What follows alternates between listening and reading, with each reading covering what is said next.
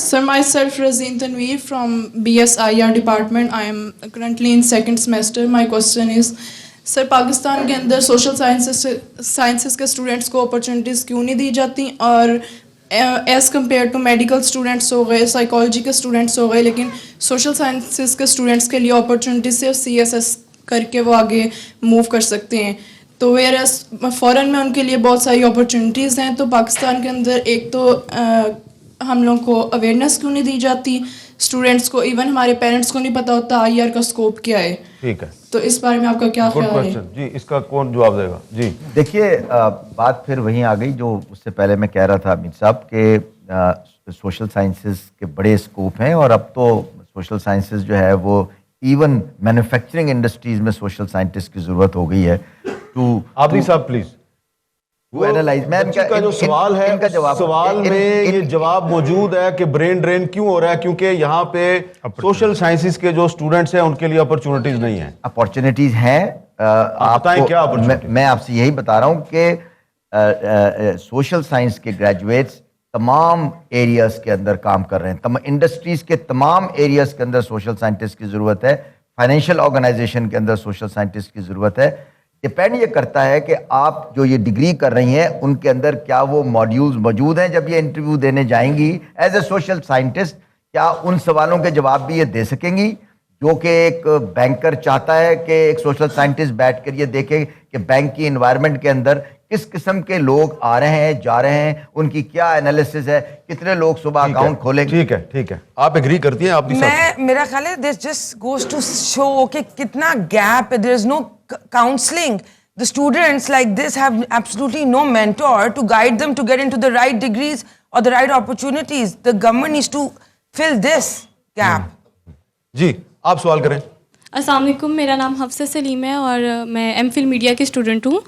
मेरा क्वेश्चन ये है कि हम लोग अपनी डिग्री जो है अपने शौक से हम चाहते हैं कि हमारा प्रोफेशन और हमारा जो पैशन एक होना चाहिए, राइट. लेकिन हमें उसके बाद जो जॉब्स अपॉर्चुनिटी मिलती है, हम में से कोई भी बहुत से कम लोग हैं जो अपने ही प्रोफेशन में काम कर रहे हैं. ठीक है, मतलब जो लोग मेरे पास अगर मीडिया का फॉर एग्जांपल थोड़ा सा नॉलेज है तो मैं चाहूँगी कि मैं मीडिया के ही फर्म में काम करूँ. ठीक है, लेकिन इस टाइम मुझे ऐसी कोई अपॉर्चुनिटी पाकिस्तान में नहीं मिल रही है कि जिस पे मैं अच्छे से काम कर सकूं. मेरा अब जहाँ पे मुझे जैसे कॉल सेंटर ऑफर हो जाता है, भाई इसमें इतने पैकेज में हमें मिल जाता है, राइट, तो हम उस पर काम करने लग जाते हैं, हालांकि उसमें हमारा कोई इंटरेस्ट नहीं है. इस वजह से मैं समझती हूँ कि पाकिस्तानी जो है बाहर जाते हैं, अगर हमें अपॉर्चुनिटी क्यों नहीं मिलती. मेरा क्वेश्चन ये है. जी तय जी. जी देखें जी, अभी जो हमारा टॉपिक है कि ब्रेन ड्रेन क्यों हो रहा है, मैं आपको इसकी ट्रू पिक्चर बताना चाहता हूँ. इस साल जो पाकिस्तान गवर्नमेंट के फिगर्स हैं वो 8 लाख से ज़ायद हमारे नौजवान किसी ना किसी तरीके से पाकिस्तान से बाहर चले गए. आबदी साहब ने 6 लाख बताया था, आपने 2 लाख इजाफा कर दिया. लेटेस्ट फिगर है. अच्छा, लेटेस्ट.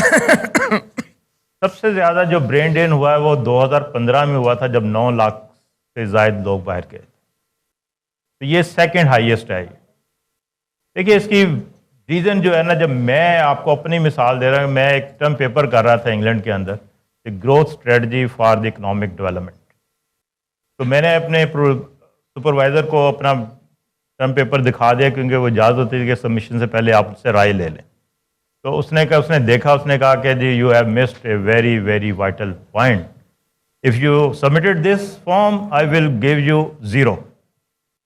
तो मेरे तो तोते उड़ गए, ये क्या मसला हुआ, बड़ी मेहनत से किया था, 20,000 वर्ड्स का टर्म पेपर था. तो मैंने उसको खासा कंगाला, लाइब्रेरी से इधर से बात की. तो वहाँ पे एक चीज़ मिस कर गया, जो जो वॉर के बाद जब यूरोप के अंदर रिसेशन था, तो इकोनॉमिक रिसेशन, उसको दूर करने के लिए कि वहाँ पे पॉलिटिकल इंस्टेबिलिटी लाई गई, तब वो आगे रेवोल्यूशनलाइज हुआ. तो मैंने वो कोट किया, तो आई गॉट A+. कि किसी भी कंट्री के अंदर जब आप इकोनॉमिक स्टेबिलिटी चाहते हैं तो साथ पॉलिटिकल स्टेबिलिटी भी ज़रूरी है.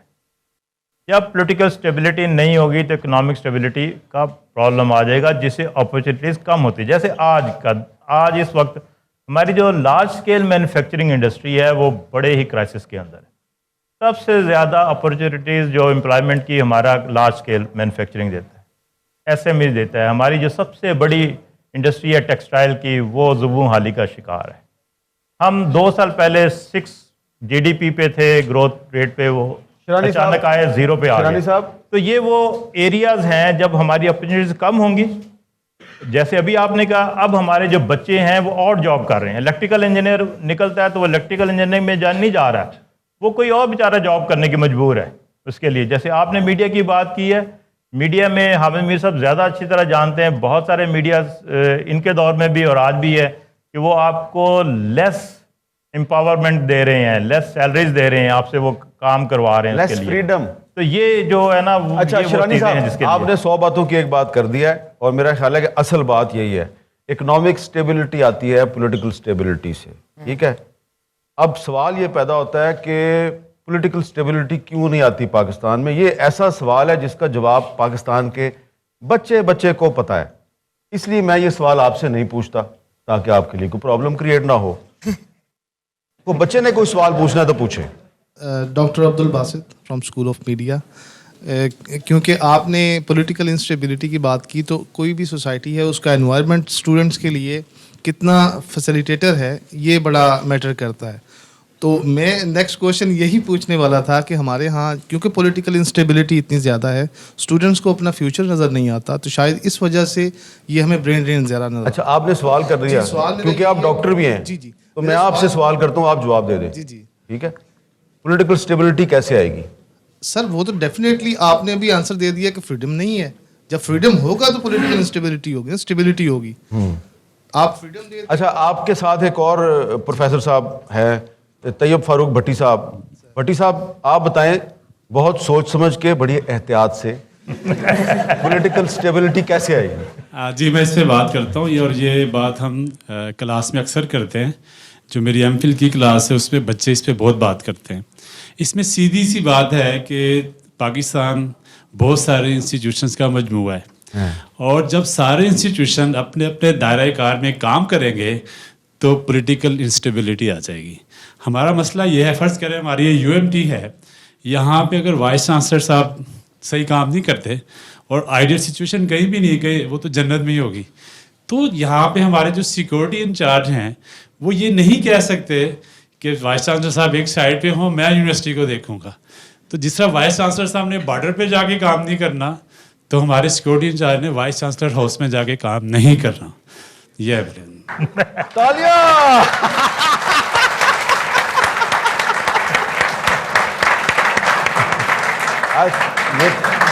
ये तालियां आपने अपनी मर्जी से बजाई हैं, मेरे कहने पे नहीं बजाई। ठीक है, अच्छी बच्ची है, इसको दे दे। अस्सलाम वालेकुम, मेरा नाम गुल नाला है और यहाँ पर मैं BS पब्लिक एडमिनिस्ट्रेशन की स्टूडेंट हूँ, फाइनल ईयर स्टूडेंट, और मेरा ताल्लुक बल्तिस्तान से है। और सर, मेरा सवाल ये सर सबसे पहले मैं जवाब दे दूँगी, बहुत छोटा सा जवाब इस सवाल का कि अगर मैं अपने मास्टर्स के लिए बाहर जाना चाह रही हूँ, इसलिए क्योंकि पाकिस्तान में क्वालिटी ऑफ एजुकेशन पे काम करने की बहुत ज़्यादा ज़रूरत है। और दूसरा जवाब यही है कि इकोनॉमिक अनसर्टेनिटी बहुत ज़्यादा है। पाकिस्तान में ऐसा क्या होना चाहिए पाकिस्तान कि में- हम आपकी तरह सब वापस आ जाएं? इन्होंने बिल्कुल सही कहा। बेसिकली तो आप पाकिस्तानी जो हम we are the Pakistani doctors are leading in England, America. Every department is being head by a Pakistani doctor. We should call them back. We should call them, tell them we have innovation labs for you. हम आपको 20-20 researchers दे रहे हैं, आप अपनी यहाँ आप अपने आप को डेवलप करें। अपनी जो वहाँ आपको क्रेडेंशियल्स मिल रहे हैं आपको पाकिस्तान में मिलने चाहिए ना। But we need to give them a platform and we need to give them innovative research centres and laboratories to perform their procedures. She is perfectly right. जी, तमाज़र सर, मेरा सवाल ये है कि इस चीज़ को हमेशा से काफ़ी ज़्यादा डिस्करेज किया गया है कि जो यंग जनरेशन है, जो यूथ है, वो मूव आउट कर जाती है, एब्रॉड सेटल होना पसंद करती है।